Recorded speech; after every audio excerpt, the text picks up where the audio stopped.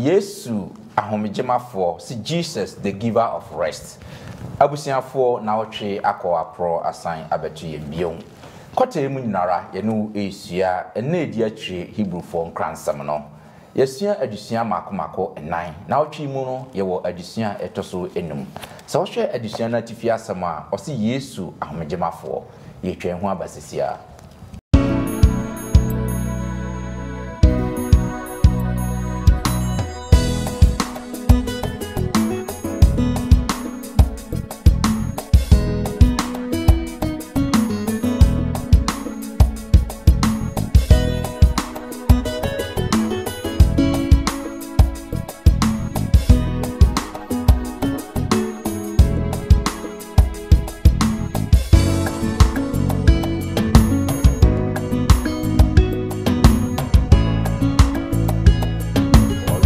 So after be banadie enye da na wo ka asem no sa da no de obekọ akọbe yeah was that so ye na fa ko ka to da ko aji e be da so just ohome akasa kra no in the first place no every home bonimu ne ba this particular instance emra wa ti o da me asem no eno na ne o enya 24-hour cycle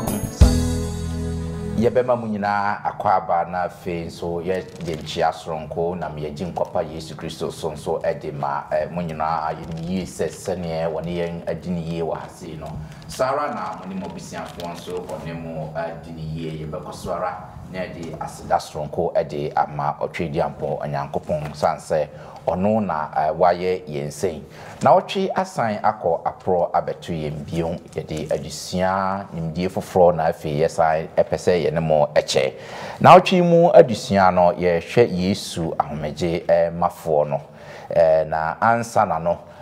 ma yenkutie enkrato emfiri wona a wo mboa yen ma yedisa adusua ade ebre Twi ABN Ghana na kwasem ne sesa adwumakuo yi eboa yempa yie omne so yasene na omboa ma yen adusua yeye omde ko wiase afana nyina ade emayen so wo Ghana na se wutie yen na se wo mmoa bi ana se wiase afana nyina wutie na se wo mmoa bi a opese de boa Twi ABN Ghana yede number bi ebigu ase fasa number no ofra obi beje so na afi woni na adi nkita ho no kwasem se sa adwumakuo ya nkrankran adwumakuo a omde asi omani so meboa na onyankopon asempa na timi atre yese afana nyina nti so wonso wo mmoa bi yesika fam ane mpaibo fam ane bibia fam a betimi di aboa sa adwumakuo yi yani beso se obeboa no sanse omne boa ma sa mpensempense mu yede ebremu miankwache nkrato emfiri sa adwumakuo yi na fe ewia yede adusua no ebeto am so.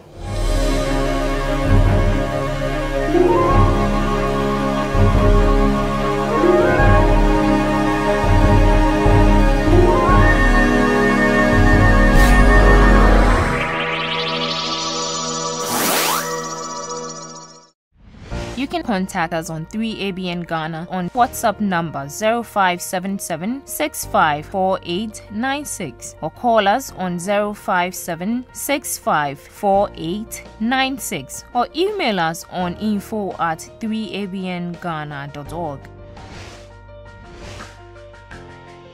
Twi ABN Ghana is a non-profit making channel. We appreciate your support to keep us functional. Please, you can send your support through a mobile money number 0577 654896 or Ecobank account 3 Angels Broadcasting Network Ghana 016008453096101 University of Ghana Main Branch. Visit our website at www.3abnghana.org. Twi ABN Ghana. Experience the excitement. Yebesan ama munyina akwaba na afi yada wana adwumakwe yo maso yasne ase para yeso mugusu ara eboa onyankopon adwuma meda mabigwafo no adi sanse omaye krado na so sane se de biara ye no yekutie enwumhwehwam ba sana afi ya behwe yen adisua no ntim yenkutie sa enwum no emfree the harmonies enchen na afi wi a mabeda mabigwafo na di na afi di adisua no ahyehye so.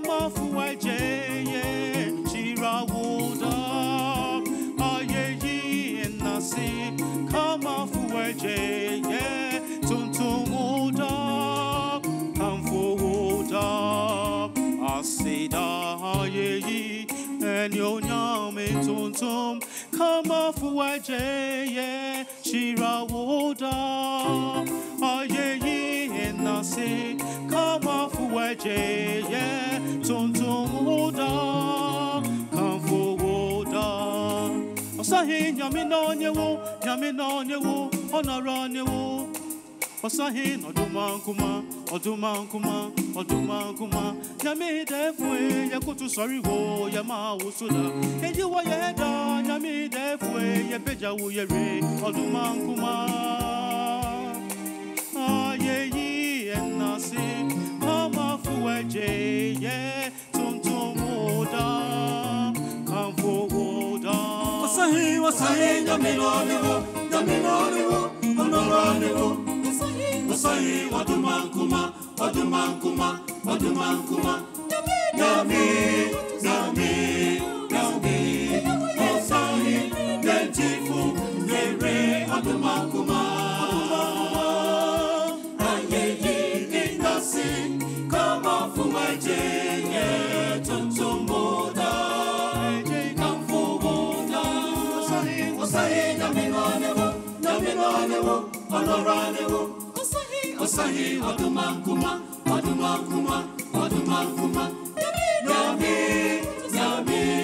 Yami Osahi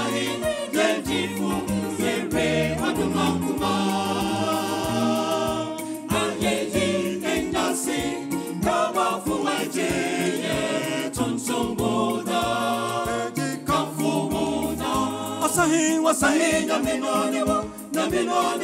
Amoraniwo, wasahi Odumankuma, Yami, wasahi Tenjifu, Zere, Odumankuma, Ayeyi, Nasi, Kama Fuwaje, Tutumwoda.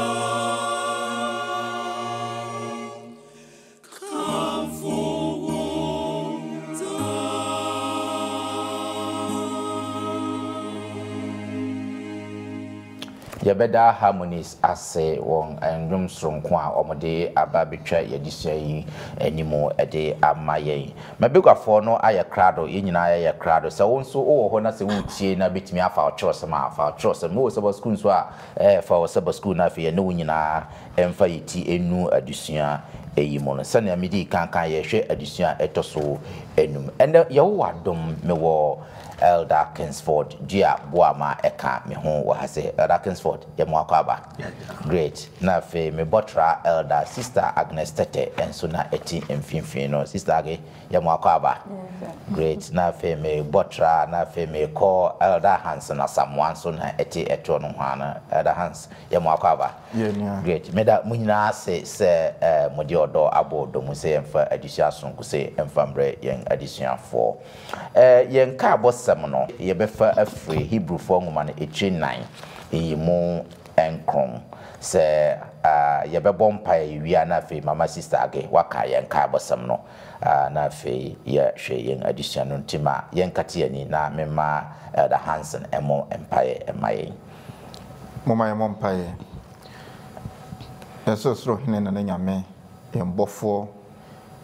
usan yenjefo wodo yenti ebribia wode wonsem ma yense ebetwen aben wo asedanka odin se brain so wonam kronkron so be kyerkyere yen yesro kasa kyere yen kasa fa yemu na kasa ma ewiase nyina wo mu etie ensemu yi ma yente wase ne ye no nante ewo upemu enne ne adwen ene akomante ase bia be kyerkyere mu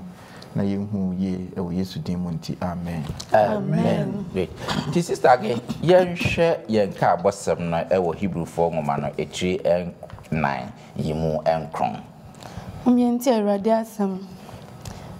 enne na humedadie aka ama Onyankopɔn man amen amen abusiafo yenhwe adisua nani so adisua ye pese yesua sa na wotwe mo si Yesu ahomeje emafo sa wo hwe Hebrew for engoma na ne di kan no ene ne etoso emienu no etwen adwen edisi Yesu Kristo na hinie se odi ade wo ye ohene na afi ono na obesan abeje Onyankopɔn enkrofo sa wo hwe Hebrews 3 and 4 no nso a eda Yesu Kristo adi se ono na omayen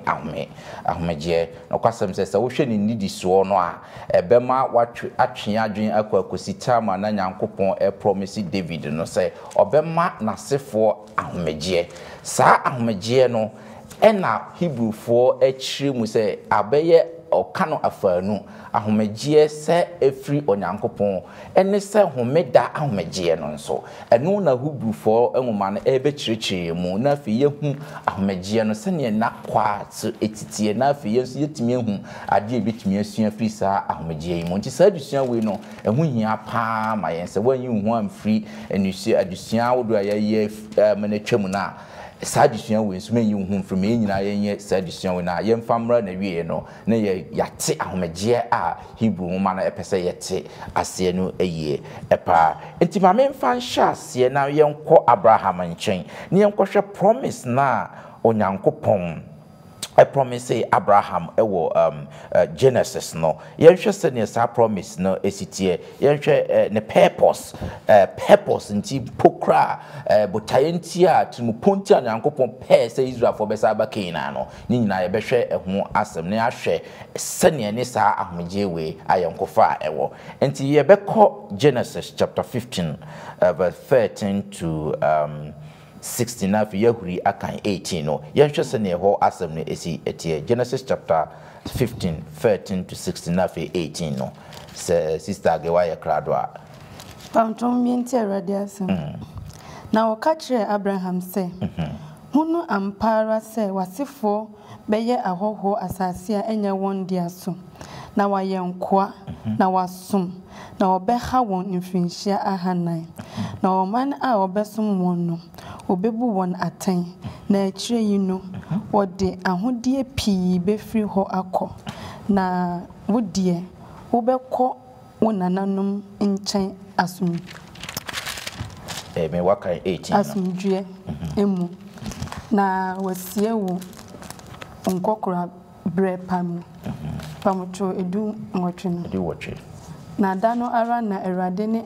Abraham pam sɛ wasefo na mede asase yi mama wɔn afiri Misraim asubɔnten ho de kosi asubɔnten kɛseɛ Euphrates asubɔnten ho. Amen. You can sort of so promise Ben, promise Ben and Onyankopo promise Abraham, nothing so Onyankopo and Timopo, Nessa Obesama Israel for no Abakena, no, now it is a sign as ni Timopo way and ne Homedano Ewa Ayonkofa. I'm just I can cancel my kind a daddy pefe said Onyankopo Eshe. And I said, when Abraham said, see a share Abraham a bravo more, and Brown one of the fear, Nakupon ton suffering. So free Neja in chain, non co be a winning. And I'm so yes to tea. Now, when Nakupon so share the boss and Nasifo, Obishirao. Now, a one on all catching Amir who said, Abraham Asifo, a groom ribino, Unqua, a walk, Missouri. Na Misraim no amkoye ankoa no ena Onyankopon eda na di se emre bi beso a obeyi omu afiri sa ankoa som no na se kan Exodus 8 verse 1 ho a oda na di pefe e kire yen o se ena Onyankopon ka kire Moses se ko Pharaoh ho na ka kire no sana se na Awurade sie ma min krofo enko said Beya Umbede, Umbesumi. For say, let my people go that they may serve me. Okay. And the Onyankopon Bosha on the Abraham. And as a covenant, I know from here, Nasifo no ABD, Ebeko Asasi Onyankopon as he see a mao. The Sasasi so no, Onyankopon, yes, as I seek a can or de mao. The kind so see if we ensure Egypt, echo see Euphrates, or the Bamao. So yes, or mamma says, Munko Namokotana keke. Na mumu ani nye. Na mu mo kotana se de be ya well dey, mo be som me. Na esom no mu no, e na Onyankopon esa ma mo hihye bi. Se kan Deuteronomy 12 chapter 12 no se kan verse 1 to 40 ya. E na mre ni ntino. E pa se e be kan edu no. Deuteronomy 12:10. Deuteronomy 12 the most also edu mienu imu edu. Okay. Se nya mra yan kan firi chichemu ba ko no akopem edu na no. Na etredu no na mpese yehwe. Osi na se munye twa Yordan kotena asase Awurade Munyankopon de rema mu se munni so no so a na oma mo hu me firi mu atamfo wetwa mo ho ehia no nyina ho na motena se asomdua ya 10 no aha no Onyankopon e kire mo so mudi mu atamfo nyina so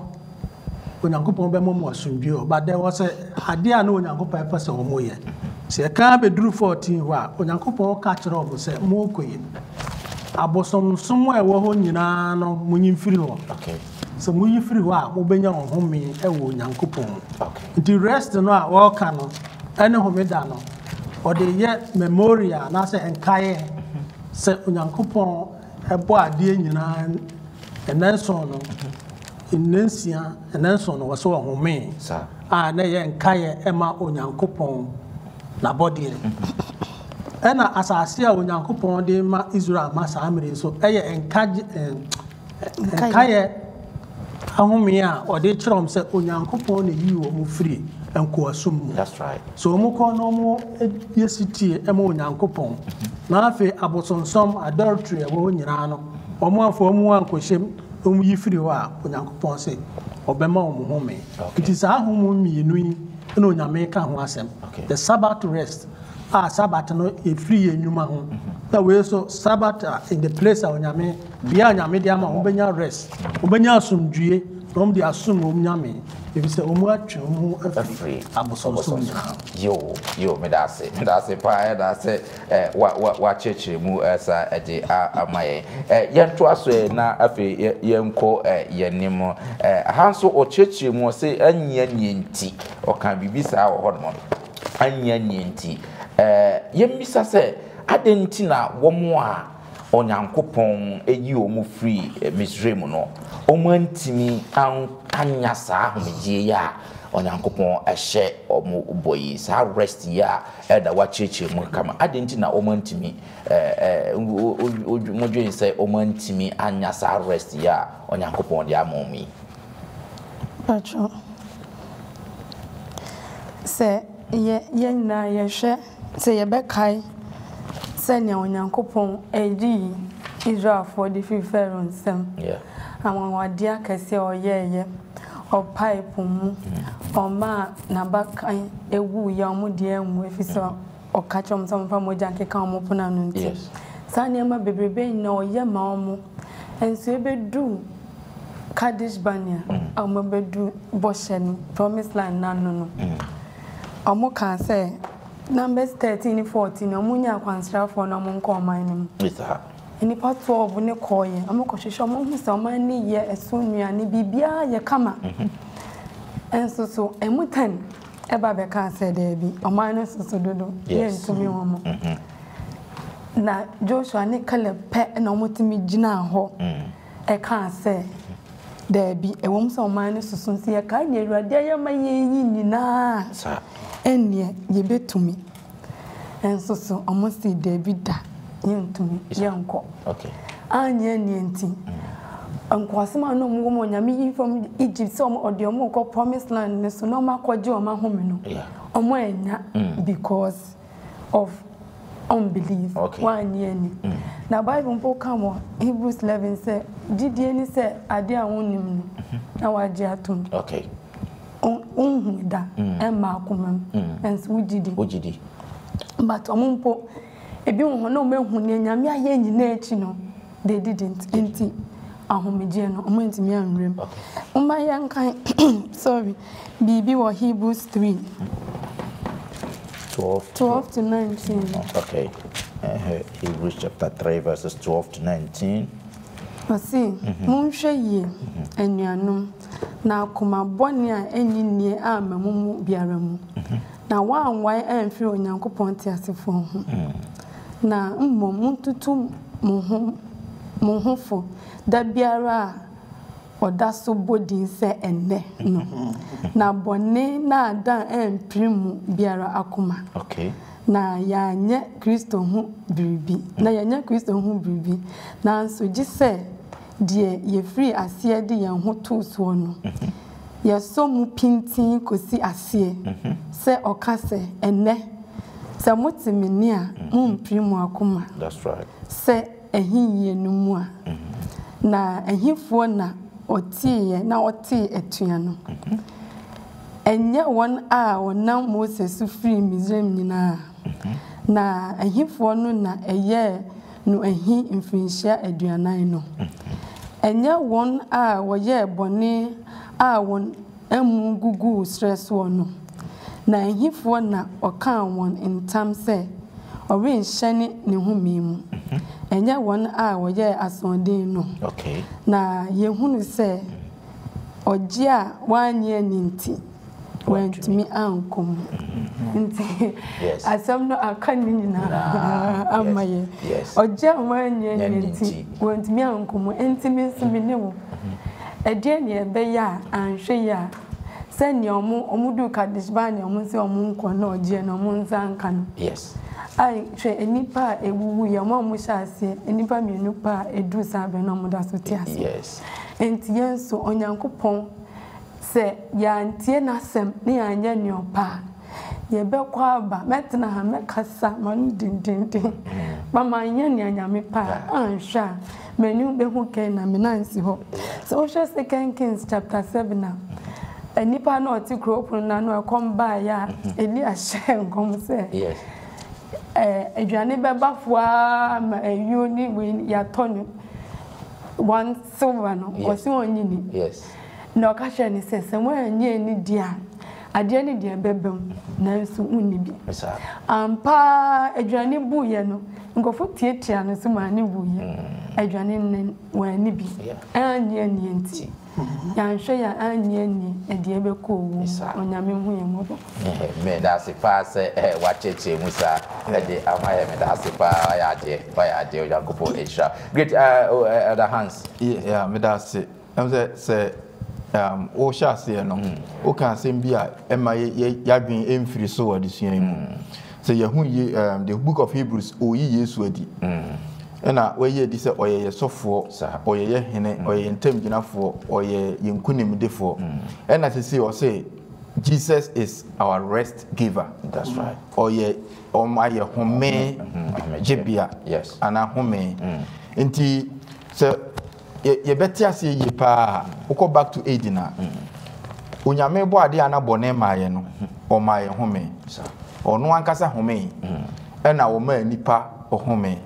na bone mai enti e kire se ohome ankasa kra no in the first place no emfiri hum bone mu ne bae na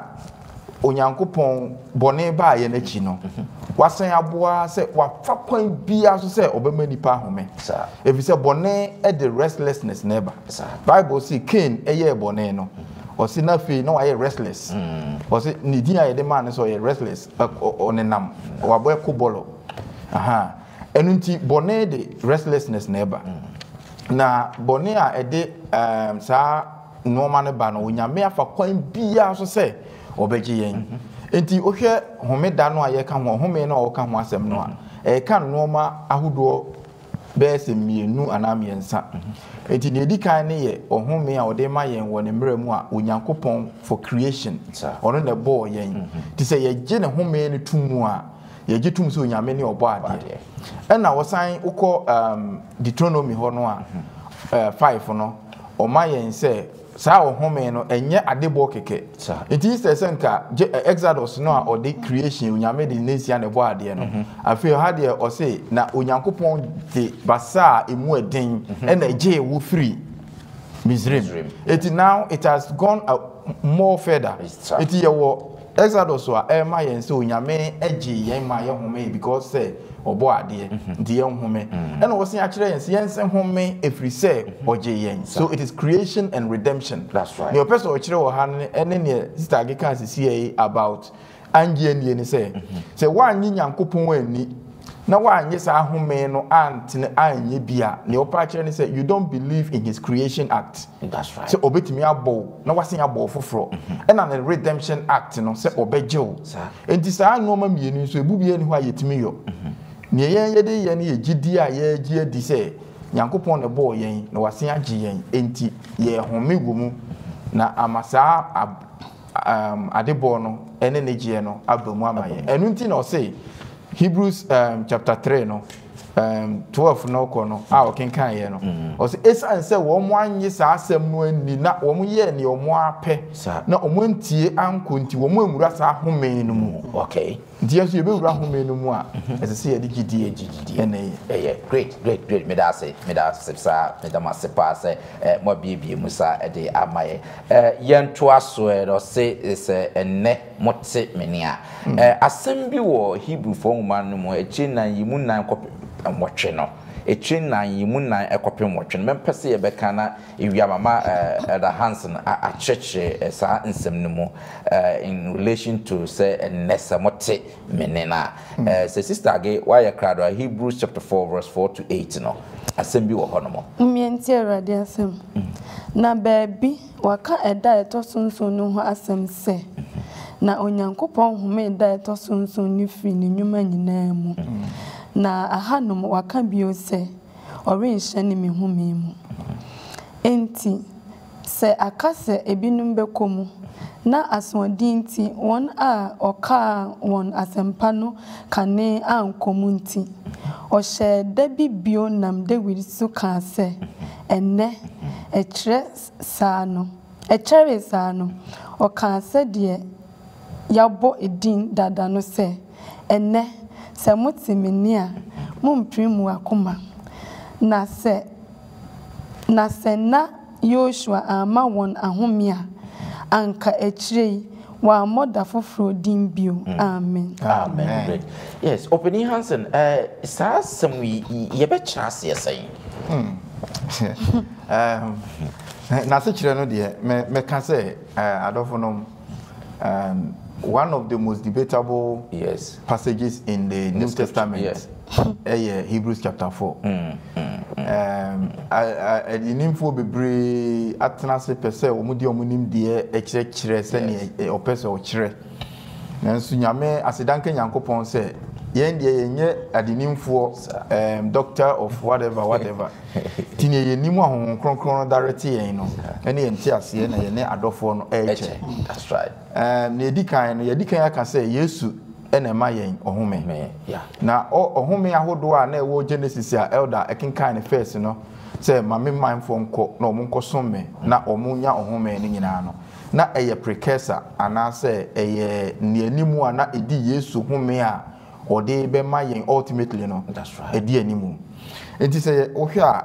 the main focus ni ye ene today say motemene a mumprimu akoma and the other part in a woman ye sa ohome kro no na wo ka ho asem no ti ma me fam free history no na me famra ye ha no ye dikin aka bi say nyankopon all through ages no wa bom modern a say obefa kwan bi so na waje ye free bone a ede ye ko restlessness mu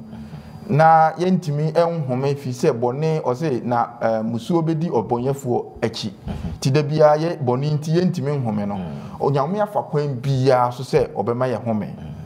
na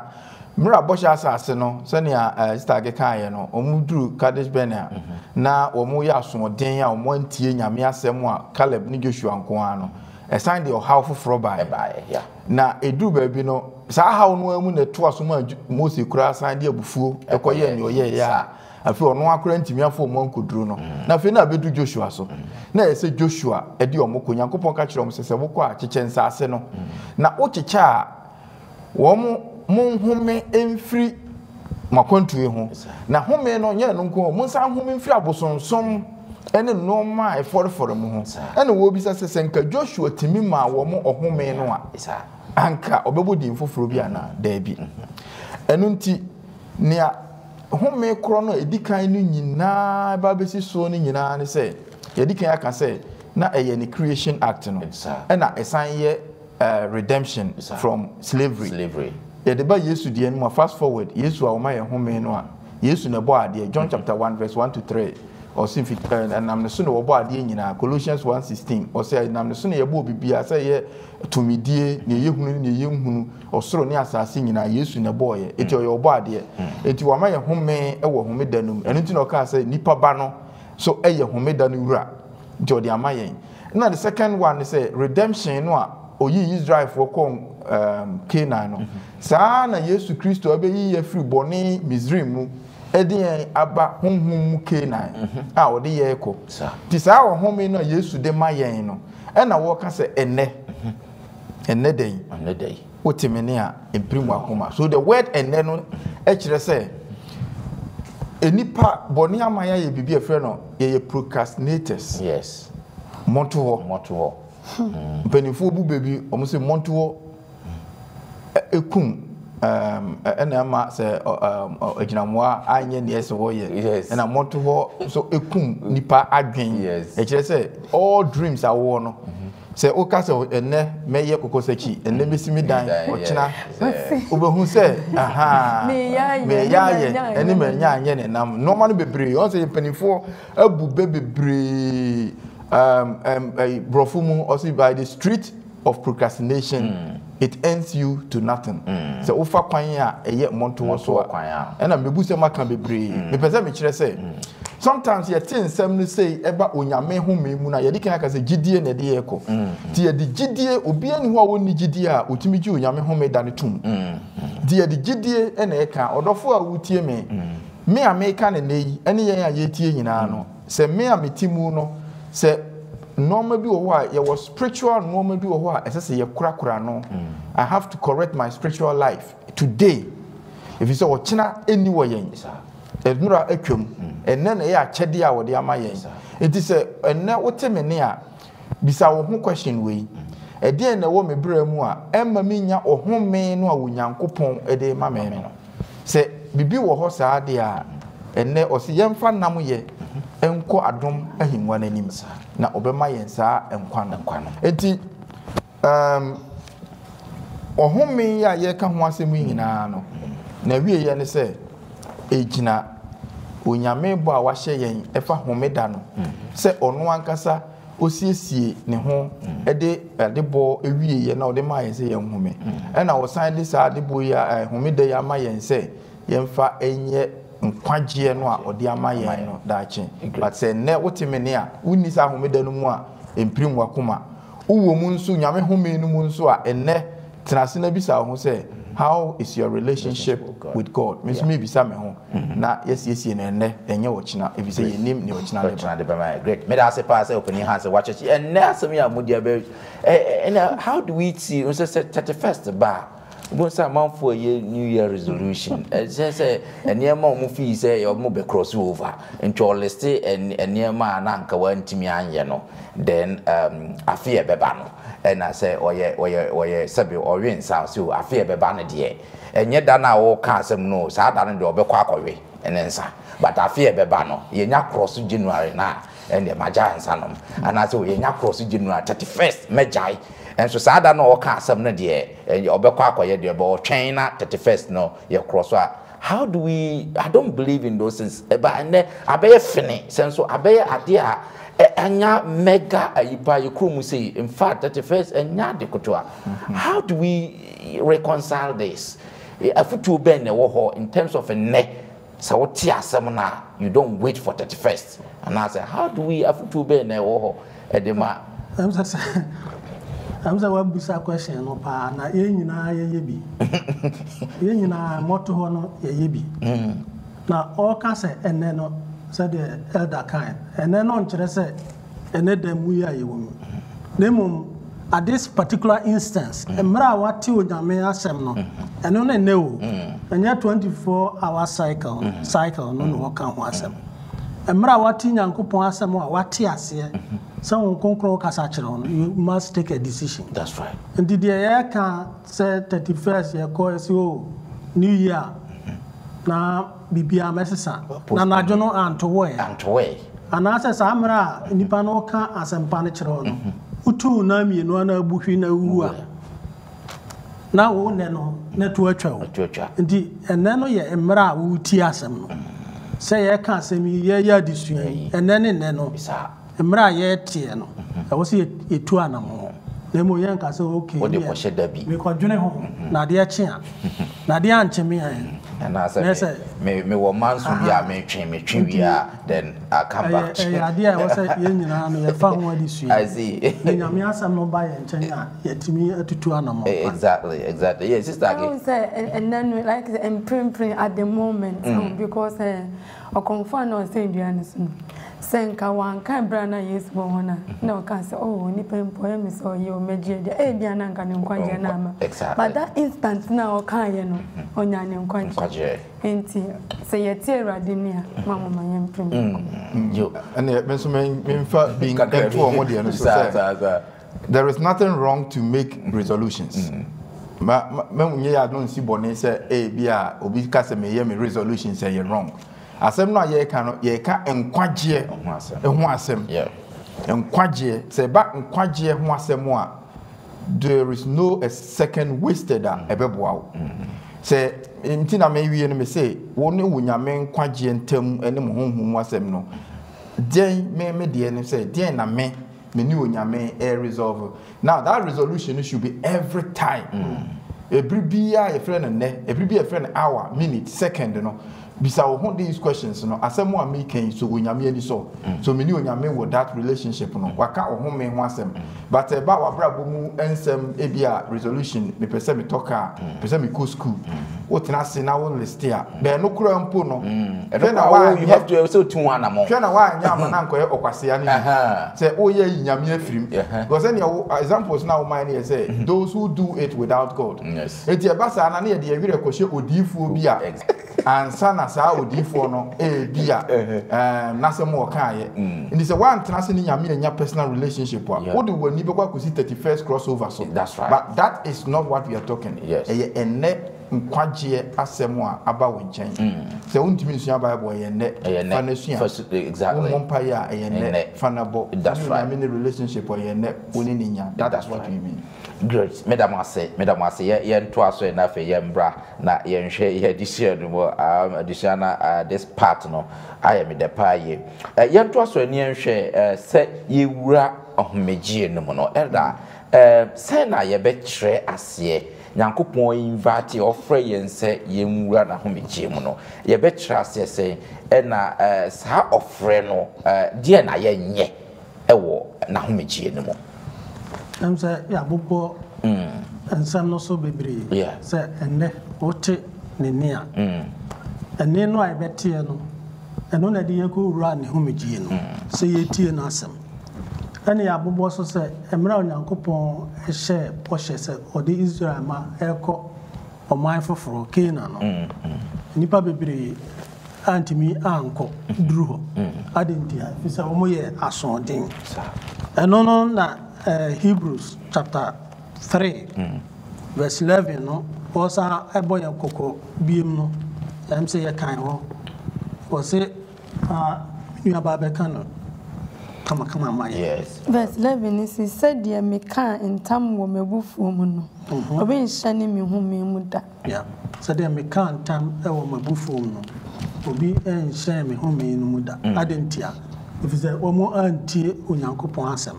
sazo ne yaso yantie onyankopon asem a yentimi enhye onyankopon homegie yes ya bobo so emra onyankopon yi Israel for free Misraim yeah na homeda wo homeda e kire onyankopon obo ade creation oyi wo amno so homeda eba mu that is the redemption omo deliverance bia o de wo ko be ye homeda na se yenyina ye de atwen e kire Kristo Yesu emra o said asenu ano so see kind John 19:30 wa o say it is finished na djuma obeye nyina no wa wie e de ye ko ohome foforo mu ohome foforo no eye nkwaje home no a eternal rest onyankopon esiesie e de amaye no na se anye nene no a o kasa kire no a ebeda ne yatimi akowura saa ohome num okay si ehwe Israel for so abakose mu a si kan 2 Chronicles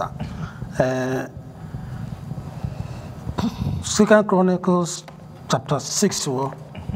yetimi no say emre bi du ya Solomon o build the temple no o build the temple no o de Nyankopon apamadaka no so kosi o that was the presence of God so God rested with the people no nyame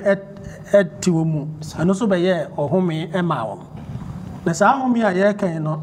ene homeda no e kose okay if you say homeda no ye homi wo nyame mu e wo say ye ben wo nyame no nyame so ben yen nti e ho no so they had a rest with God and the Christo so asa ahye ye bo so ko no ko siesie ba bi pa bi ade amanye nti so ko siesie ba bi pa no a obeda obeba be fire ne fa no obefa ye ne enam na dwuma a owie wasennua no so eno na edi saa ohome no be maye edi so onyankopon ka se enes ye tenene a maye mprim yakoma ye mra ne nchen ne ye benya ohome no a wonka ohome a ye koda na ya dwodwo ye ho na me ohome a ebenya ne nkwaje no okay edi se ose homeda no esa wo biem eno homeda no ye twe ye ho firi ye nwuma ho ne ani onyankopon enya nkitahudie yes there's a rest for us today dan ebinum ka say homeda no de o de ma Israel for na twam nya sa na Paul o ka kire wa okay yo nya sam so nya sa na siso yo me da say say hands up yes with a snappy obisa say to enter into his rest now we are anything that actually the spiritual side. Yes. The main thing now come was Hebrews chapter 4 verses 9. So you give it me I can kind Hebrews 4:9. I'll say and now home in the dear Akama when Uncle Palmer. Nadia or Shani ni home muno or non so home free in Numa said when Uncle Pong home free Nidia. Amen. Amen. Far to 11, Mammy. 11 is saying. In Timoma Yamo and modern shining on home no more. I will be answer as see. Anya as or dim corano home so. Amen. Eti near Yakening in Anno or the action partner woman na oka homeda ehun asem e do say argument a oye free chapter 4 na be ni nyina na ye home na home we no enya homeda e dey no nko ana na oka ho asem na oka se na ye dikan aka no home a ye home free bone ho home a Israel for home free akwantuo no mu e wo Canaan home a ye home e wo Yesu mu e wo bibia ye yemu na mmom no again home a ye home homeda enti na on person be yira argument no say the American no just about an abstract rest bia yemhu ne ye enti there remains Sabbath keeping, that's right, rest for the people of God. To make catch them say therefore until we can say therefore just say any na maka ni nyina no person me kire mo say argument na ma ni nyina no the conclusion they say homeda da etosonso a wonyame de ma yen no eda so wo ho Emma Unyankopon mine. That's right. Ekusi se obeba biem. Adentia efise ne a ode ma yen no. Ohu hyeni mu a se ne wo be home no, se ne Unyame home firi ne nyuma ho. Saa na ese wo nso ohome. To wa ma modalities a. Okay. Yen fa home in the rest no. Na yen nyina ne mu se in the 2nd century no na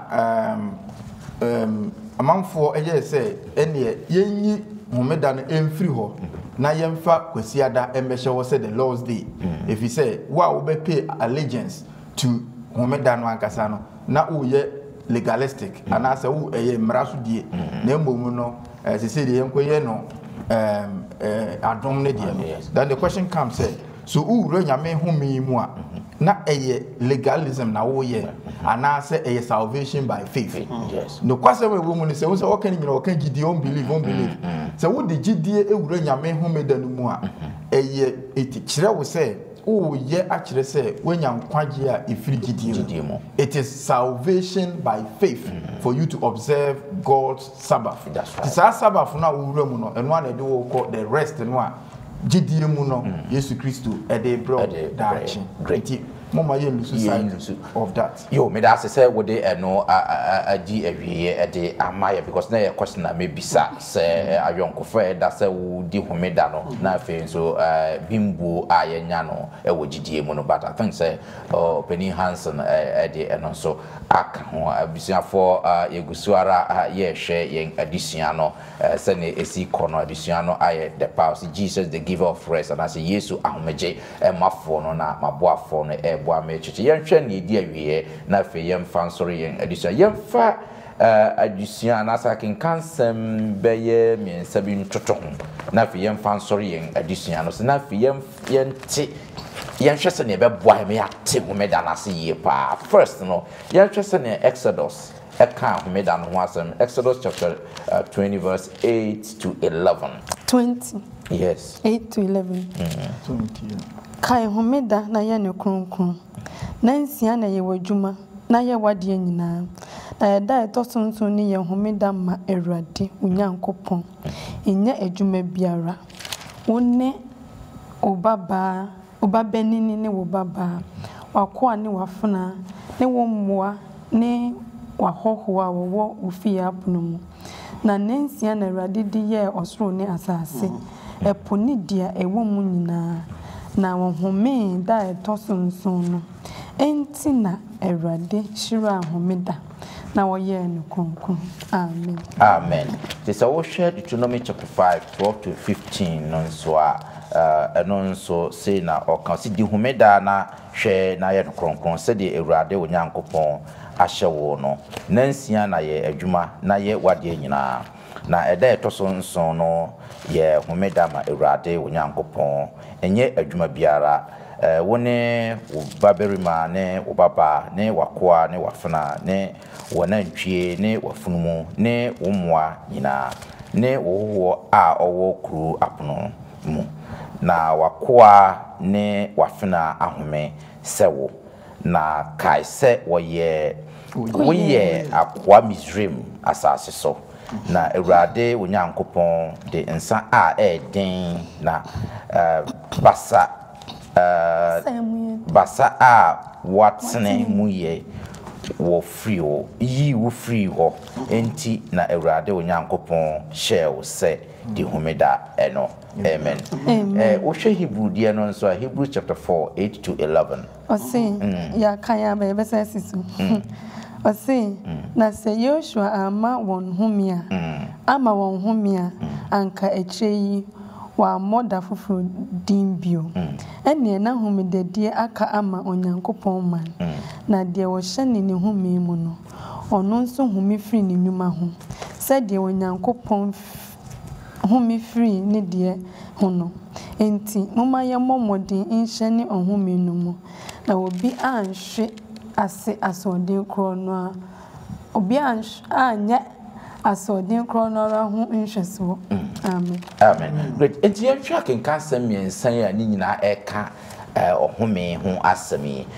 enso siye ben ne wumu anasa ayonkofa ben ene wo sa kenka asem yensan eyi na mo sa ge obe sha ase a okay Profoni say a foretaste of new creation. Trini say a debofo from who see who no. See who they get experience. And the foretaste, they make us a sample. Tester. I be make us appetizer like maybe. Sana make any mom since I make us a experience. Okay. And the it's a yeshe Deuteronomy Exodus there now. See remember. It's a because say kai bibia see. Prophecy take a trip down memory lane and I say think back and I say look back on. And so I say observe so just say share, see, notice, perceive something and register it as being important. Okay. Now dream who says how do you know? Because observe and I just says how do you do who here but because say she yeah and I say observe bibia not just say emudie bi eyesa wo de masade no enti na obisasa twi no say ye mo nkompo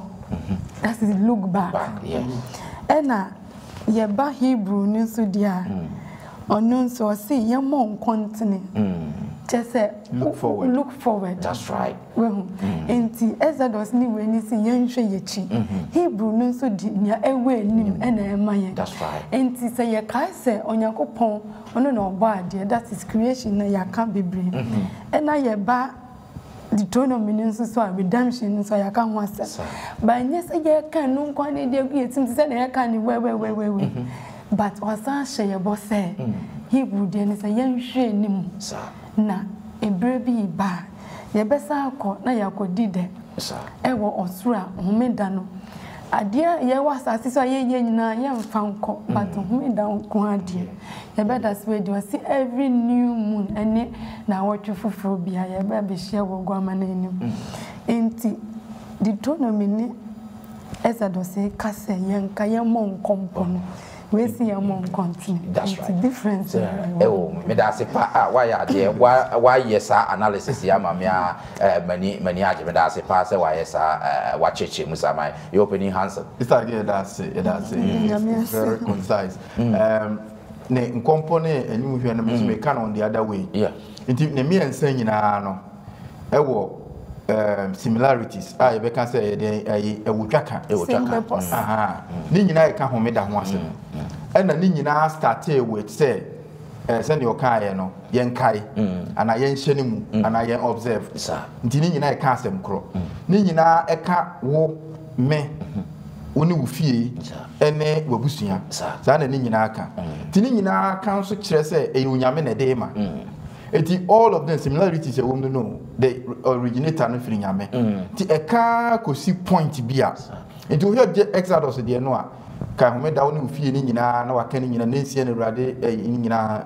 fire adwuma na besi ho oka Deuteronomy no ka homeda na ye ni nyina no fie no wafuna no ne nsia na ye adwuma da etoson no home na si ho ni nyina ye pe Hebrew de no moden say mo be hye ne sa homeda ne o hye ne mu no ono nso ehome firi ne nwuma se ne Onyankopon na be ni nyina ye pe ba bia start e make branches no the reason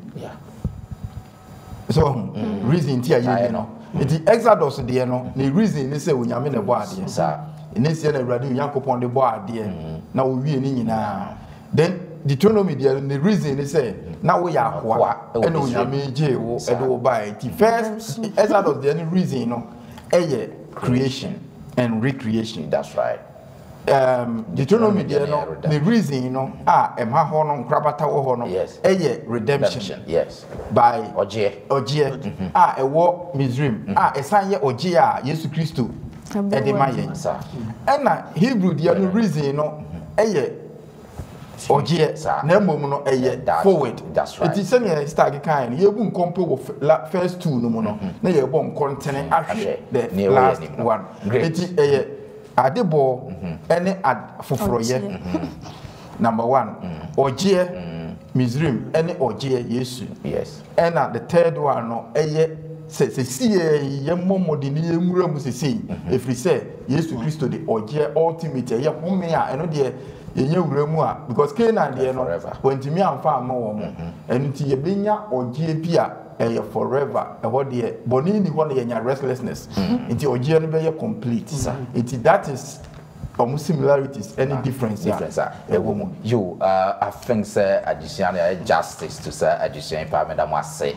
mo ya de say mo de munim die abeboa ma ye de say addition asonko e de abre ya tifo atifo ni ahwefo mo so ye beda mo ase pass mo fidie da so da hasia mo ne London Ghana me da kwanhwefo ayesa addition Onyankopon enhira mo ba bia mo biara no addition to so num Yesu Kristo yen homegefo na se ne o maye homegye no ho adusua na ye de abremo no da sande ye de adusua to sunsian so e de ebebremo ma yen kate na ma eda Kingsford enhira so e maye ye da wase osoro hene sa adusua mu oduo se wo de amaye ene dai watwe ya adwen asisu biem se Kristo ane yan ohomegye wana odema na wasiesi ohomegye de amayen se de be ya enam wadom no ahum obro so tumadi a oba be di wo Calvary de gye ye no ebenya ho chefa madisuan entra yakoma proso na afi emoayen na namotuo bi a yetuo no dada nyina ya pagye ani ahwew yanya homi mu chefa wasum dua ebro ade nyina so no entra o maso ensiesie na bambo no so enye dia wadom no ahumobro so nti amen.